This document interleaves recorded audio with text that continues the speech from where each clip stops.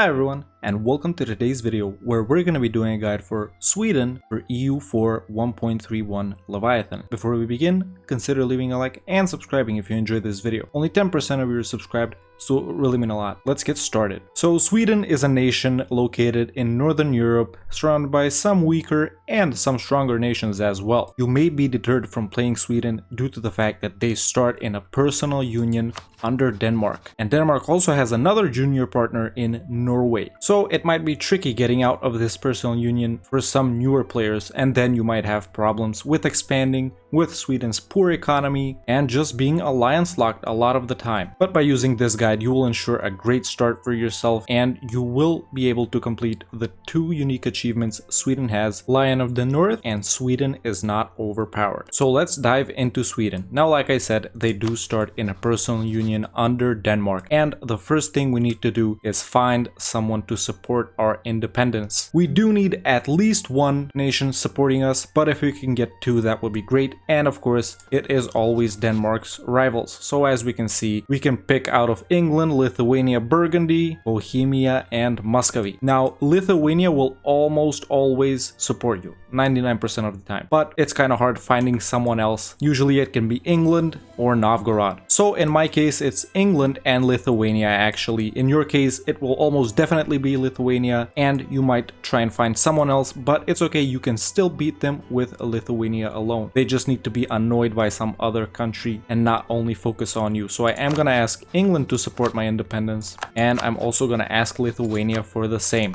Now you might think we can declare on December 11th, but actually there's a pretty big mistake you can do here by declaring right away, and that big mistake is these pretender rebels on Gotland. Basically, these guys are moving from here to here, and by the time you declare, they will move here and you might get in a fight with them. That will drain your manpower. Then Denmark comes in, then you'll be annoyed in sieging down these forts. They might walk into you or something. So first we're gonna wait for these guys to get here and for Denmark to beat them up, and then we're gonna be declaring on Denmark. So in the meantime, we're gonna go into our states and summon the Diet. You can pick whichever agenda is best for you, and then we're gonna seize land. We're gonna give the nobility increased levies, and that's it. We're gonna give some other privileges once we are independent, and we don't want to give the advisor discount privileges because they increase stability cost, and we will need to be stabbing up because we will lose stab due to declaring an independence war. And we're gonna give the burghers patronage of the arts as well 2 times. Now if you have a stab cost discount admin advisor, take him. I don't have one, so I'm not gonna take an admin advisor, but you do have to take a mill advisor if you have a morale or a discipline guy. In my case, I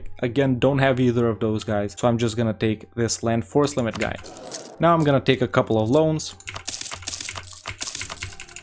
I'm gonna build 1 cavalry and 3 infantry stacks, and we're gonna get the free company as well. And we're also gonna recruit a general.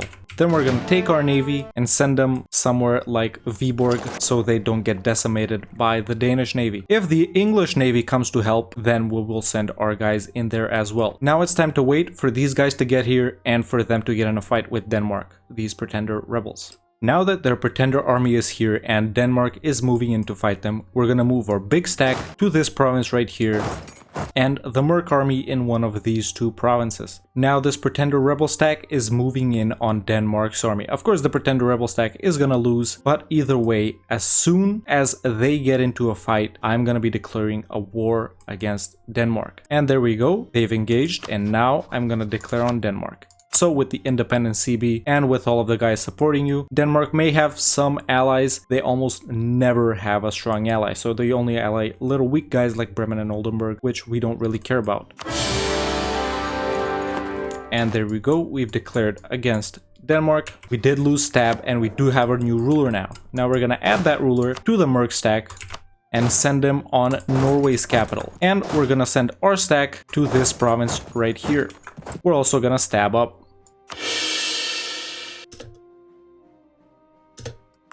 If you timed everything correctly like I did just now, you should have just decimated Denmark's army on this province. And now you can just leave 7k troops on that fort and take the rest of these guys to take care of their rebels and then siege down the rest of these provinces right here. Usually Lithuania won't do much to help you unless they can get military access to Novgorod, but they will take a long time to get to here. But England should be sending troops over to Norway and Denmark pretty soon if you do have them as an ally. Now it's just a matter of sieging down these Danish provinces, sieging down all of Norway, and if you can, cross into their capital. But if not, it's okay to just stand right here. And there we go, England is actually sending troops over, one of the rare cases where AI England actually does help you out in your wars. So that's a great plus. And while we're in this war, we're also gonna start building a spy network on Novgorod, as they will be the next nation we declare on. Now, once you've fully occupied Norway, with the exception of their islands and Iceland right here, and once you've sieged down the Scania part of Denmark, we can peace out. In your case, you might have been lucky and England might have landed here, or you might have crossed and even full siege them so you can take more, but this is enough for the first war. So in treaties, we're gonna demand grant independence, we're gonna demand all their money, and we're gonna take Norway's province of Bahulsen as well as Finnmark. And that's gonna be the peace deal.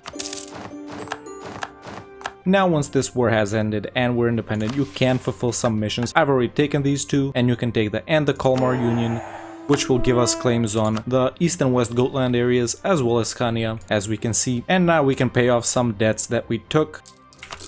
As we can see, we are still losing quite a lot of money. This will probably be the same in your case too. You can set rivals. I recommend taking Novgorod, Livonian Order, and Denmark, pretty much the only ones that will be available to you. If you took some more land, you might have some more available. And then you can reduce war exhaustion and core the provinces that you took. And Muscovy just decimated Novgorod, and you should have gotten 2 or 3 claims by now. I do have 2 claims. So I am immediately going to be moving all my troops on Novgorod's border and getting ready to declare on them immediately. If you're too worried about loans, you can of course fire your free company to save up some money from being over force limit, but honestly I don't think it's too much of a big deal right now, so I'm gonna keep mine. We're gonna increase our force limit very soon anyway. Now we can also give out the privileges: Clerical Advisory Council, Aristocratic Counselors, and Commercial Advisory Board for some cheaper advisors. We're still not gonna hire new advisors though, because we're losing money. This is also the time to find some more allies. Now, you should have Poland available as an ally, since you did get your independence supported from Lithuania and they just got them under a PU, or you could even ally Muscovy. In my case, I can do both. Sometimes it's neither, but usually you will have one of them. Now, it honestly depends on your expansion goals which of these guys you ally. But in my experience, even if you ally Muscovy, they will rival you because they want your land as soon as you take provinces from Novgorod. So you might be thinking, okay, I'm gonna ally Muscovy,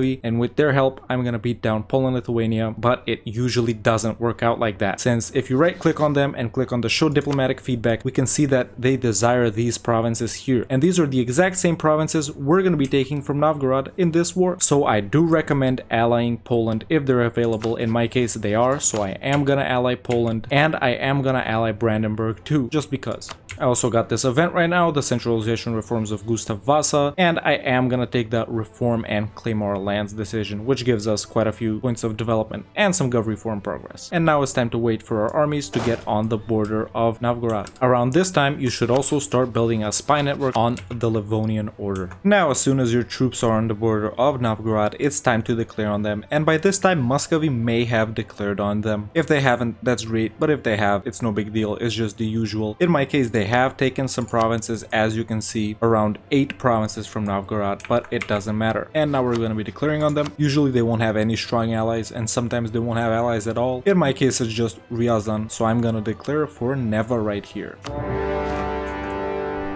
And you just need to full siege them. This is gonna be very easy. Now, once you've basically full sieged them, it's time to peace out, and here is how you're gonna do this peace deal. Basically, you're gonna take all the provinces which border Muscovy and their vassals. So you wanna leave their provinces over here, but without Muscovy actually bordering them, so you can take them again in the next war. So in my case, I'm gonna be taking these provinces like this. I'm not taking this province just so I can take these two instead of this one, because this one right here has a center of trade, even though this province is slightly more valuable. So basically, you're gonna take all the provinces which border Muscovy. Muscovy will declare on them again. In my case, they'll take these two provinces, but they won't be able to take the rest over here. So basically, you want to cut off Muscovy from expanding, and we're gonna take all their money. And just like that, we have expanded by quite a bit, and you can probably fulfill the mission expand Sweden right now. Now we're gonna chill for like a year. Even though that was quite a bit of aggressive expansion, we don't really care since only Orthodox countries care. And like I said, we're gonna chill for like a year and get ready to declare on the Livonian Order. So now that some time has passed, about a year more or less, it's time to declare on the Livonian Order. And in my case, they are allied to Riga and the Teutonic Order, which will make them pretty annoying to fight actually, since they themselves have 3 forts. Riga has 1 level 3 fort and the Teutonic Order have 4 forts. So it is gonna be pretty annoying to fight them. Not difficult, but annoying for sure. Now keep in mind, they do sometimes mothball their forts. In my case, they have mothballed the fort in Revel right here, so I am gonna snipe it by declaring on the 1st of the month, and my army will arrive before they fill up their garrison. Now by this time, you may have built up enough favors with Poland to call them in to help you out in that war, but either way, I think that during this war, that Danzig event will fire and Poland might declare on the Teutonic Order anyway, which will make it easier. If not, it doesn't matter, we're gonna be declaring anyway, so just watch out for their forts and snipe them if you can. While I'm still in this war, I did get enough favors with Brandenburg and Poland to call them in. So if you can call them in, do it. They will help you out in this tedious war. For your second government reform, I recommend taking the Strengthen Noble Privileges reform, which gives you plus 15% national manpower modifier. If they are allied to the Teutonic Order, we're just gonna white peace them since we do want to be declaring on them very soon. And now it's time to peace out the Livonian Order as well, and we're gonna be doing the same procedure like we did with Novgorod, where we're gonna be taking their border provinces as well. So just take all their border provinces, we're gonna take all this later, basically preventing anyone else from taking it, as well as all their money and war reps.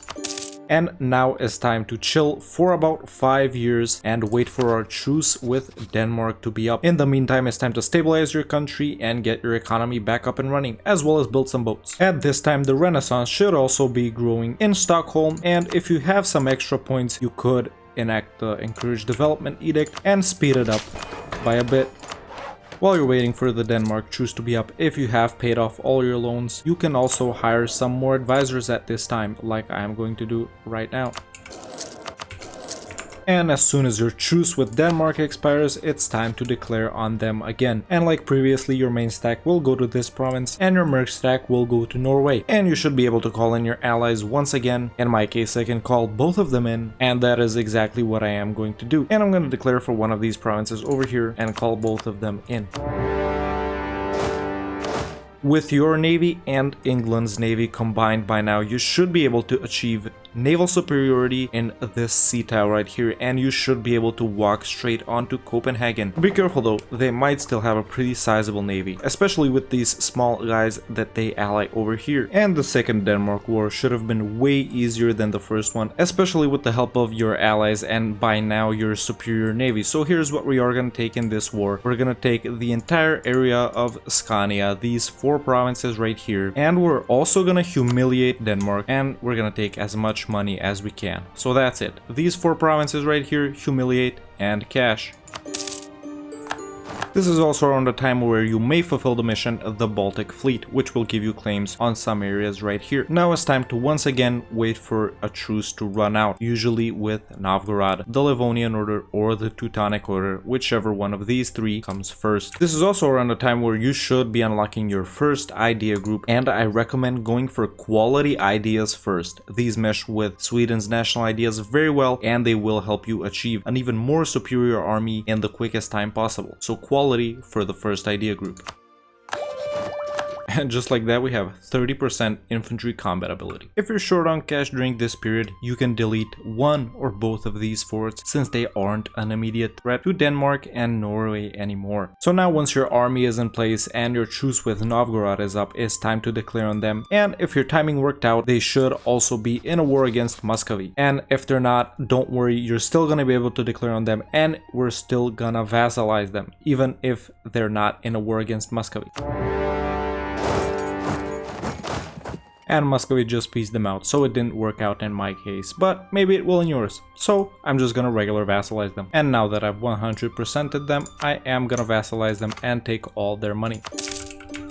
Of course, they might be a little disloyal, but nothing a little placating can't fix. Now, while we're still waiting for our truce with Denmark to run out, it's time to prepare for a big war, and it's gonna be against Muscovy. That's right, we're gonna be taking back Novgorod's cores. Now, in your case, if you vassalized them while they were still in a war against Muscovy, you will be in that Muscovy war right now, except you will be helped out by all your allies since it is a defensive war. It's still gonna be pretty annoying, and we're gonna explore how this war will go right now. Before we declare that war on Muscovy, we are gonna try to ally Kazan. So I am improving relations with them, and I did just scornfully insult Muscovy. After a little bit of improving relations, you should be able to ally Kazan if they're rival to Muscovy, since you guys both hate them. And that is exactly what I am gonna do in my case. But even if you can't ally them, yourself and Poland Lithuania will be strong enough to defeat them, especially if they've integrated a few vassals, like in my case, they've integrated Perm. So keep in mind, this is gonna be a very tedious and difficult war, but with Poland and Lithuania and with the promise of land to Kazan, we will be able to defeat them, as you can see by the troop count alone. Now it's time to declare on Muscovy. Try and snipe a fort if you can. I'm gonna try and snipe this mothball fort in Luki right here. And like I said, it will be a difficult war, but you can win it even with just yourself and Poland Lithuania. It's better if they've integrated a few vassals, and you'll have no problem winning it if you vassalize Novgorod and you're in a defensive war. And of course, we're gonna be declaring reconquest for one of Novgorod's cores. I am gonna pick Luki. This is how the war is going right now, and at this time you should also be able to pick your first age ability. I recommend taking the transfer subject at half cost 1. Now, once you've basically full sieged Muscovy, and it was quite an easy war to be honest, just long, it's time to give Novgorod all their cores back. And by the way, you would be doing the same if this was the defensive war where you vassalized Novgorod while they were in war with Muscovy. So we're gonna give Novgorod's cores back, we're gonna full annex their vassal of Pskov right here if they haven't integrated them yet. If not, we'll just take the provinces directly from Muscovy, and for the rest of the war score, we're gonna take as much ducats as we can. And that's gonna be the peace deal. Give Novgorod all their cores back, take these provinces, and get as much money as you can. If Novgorod has a lot more cores, then you don't have to take these two provinces. And just like that, we've shrunk down Muscovy by quite a lot, and we have gained quite a lot for our own realm. Now it's time to chill for 1 year or two and check back on the Livonians again. If you do manage to get 50 papal influence, I recommend taking the Forgive Usury interaction, which gives you some inflation reduction and loan interest discounts, since we do have quite a lot of inflation and quite a lot of loans due to Sweden's weak economy. Now it's time for the second Livonian War, where we're gonna full annex them. By now, you should have taken the Free Oarsman Naval Doctrine, which gives you plus 15% galley combat ability. Now, galleys are insane in Leviathan, and it's basically the only ship that you need. And once you've fully occupied the Livonian Order, of course, we're gonna full annex them and take all their money. Now in my case, I only have 3 more years left until my truce with Denmark runs out, so I'm gonna chill in the meantime, and in your case you should be doing the same and try to recover our economy. If you do have enough money at this point, you should start building marketplaces in all the center of trade provinces and workshops in all the high value trade good provinces such as iron and copper. For your third government reform, I do recommend picking the decentralized bureaucracy one for max promoted cultures +2. This is gonna help us because the Nordic culture group isn't too big, and we will be expanding in other culture groups such as the German, Baltic, and East Slavic ones. And once your second truce against Denmark is up, it's time to declare on them for the third time. And we're gonna be declaring on them with our reconquest for Gotland. And I'm just gonna call in Poland, cause why not? So we can speed this up a little bit. And this is gonna be a pretty straightforward war. Denmark is weaker than both of the previous times we fought them, and you should have military and naval superiority over them. For your second idea group, I recommend taking economic ideas. This will not only help us boost the weak economy that Sweden has, but it also has the plus 5% discipline policy that we get with quality ideas, and the plus 10% artillery combat ability we will get from offensive ideas. And once you full siege Norway and Denmark, this is what we're gonna take in the peace deal. So we're gonna demand for them to transfer Norway to us with the transfer subject at half cost treaty that we took from the age bonuses. We're gonna take our core of Gotland back, gonna get some war reps and all the money we can. Now Norway is gonna be a little bit disloyal, but that's nothing you can't fix with paying off their debt or placating their rulers. And there we go, just like that, they're loyal. With this you can fulfill some missions too. And I do recommend keeping Norway around for quite some time, since they will get a colonist from their national ideas, and they might even pick exploration ideas, so they will do some colonizing for you. And after about 30 to 40 years, your game should look a little something like this. Basically, we own all of Scandinavia, all of northern Russia. We have Novgorod as our subject. We reconquered their cores. We have Norway as a subject. We've started drilling into Denmark, started taking over the Baltic, and we're a number 4 great power. After this point, you should continue conquering into Muscovy and into Denmark, and maybe even into Scotland if they're weak. In my case, they do have France as an ally, so I haven't done that. But you basically have unlimited expansion opportunities into the British Isles, into Russia, into Denmark, northern Germany, and you could even betray Poland and start allying all their rivals, so you can even snipe Lithuania from them using the transfer subject at half cost peace treaty. All you need to do is beat Poland. They're not really that strong, and you can take Lithuania for yourself. And after that, keep pushing into Poland, into the Baltic right here, and even into the HRE. Now Sweden has 2 achievements. One requires you to own the entire Baltic coastline, which you will do anyway, and the other one requires you to win the religious war as the leader of the Protestant side. Now you will be the leader of the Protestant side if you join it. I don't exactly know how it's calculated, but it's based on army size, development, army quality, and something like that. So you should be the leader, and I do recommend declaring as soon as the league forms. So as soon as you see it pop up, open up the HRE screen, join the Protestant side, and immediately declare on Austria before everyone else joins their side. That's how you will be able to beat Austria. They will have quite a bit of allies, but you can do it, especially with the amazing army quality that you're gonna have at this point. Now at this point we have taken quality ideas and economic. Of course you should take the weapon quality standards policy as well. After that, for your third idea group, you're gonna pick offensive ideas. This is gonna boost our army quality even more, and you can get the artillery combat ability policy along with economic ideas, which we already have. For your fourth idea group, I recommend taking innovative ideas. This will help you massively in monarch point generation, but it will also give you +1 leader siege and +10% siege ability with offensive ideas, and +10% infantry combat ability with quality ideas. So with these 4 idea groups, you're basically gonna be the strongest army. After that, I do recommend taking defensive if you're going all in on army quality and trade,